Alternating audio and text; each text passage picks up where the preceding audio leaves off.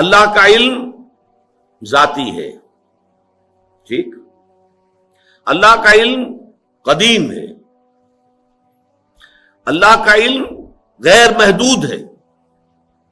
مخلوقات کل کی کل، کوئی بھی ہو، کسے باشد، وہ فرشتے ہوں، وہ نبی ہوں، رسول ہوں، اولیاء اللہ ہو، ان کا علم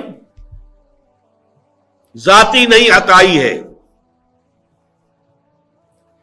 نوٹ کر لیجئے، فرشتوں سے جب کہا گیا تھا ذرا نام بتاؤ تم، تو حضرت آدم کو جو بتا دیے گئے تھے، کیا جواب تھا؟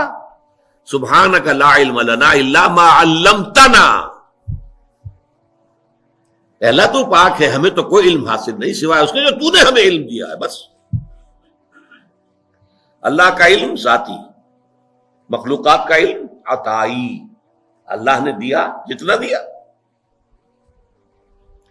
اللہ کا علم قدیم، مخلوقات کا علم حادث، ہم نے کچھ سیکھا، پڑھا، اس سے کچھ علم حاصل کر لیا، کچھ اللہ تعالیٰ نے چلیے ہمیں علم لدنی دے دیا، دل میں ڈال دیا، چلیے وہ بھی ہے، لیکن یہ کہ وہ ہمیشہ سے تو نہیں تھا، نہ ہم ہمیشہ سے تھے، نہ ہمارا علم ہمیشہ سے تھا۔ اللہ کا علم قدیم اور جملہ مخلوقات کا علم حادث۔ اور نمبر 3، اللہ کا علم غیر محدود، لا متناہی، بکل شیء علیم، ہر شے کا علم رکھتا، عالم الغیب والشہادہ، غیب اور شہادہ سب کا جاننے والا۔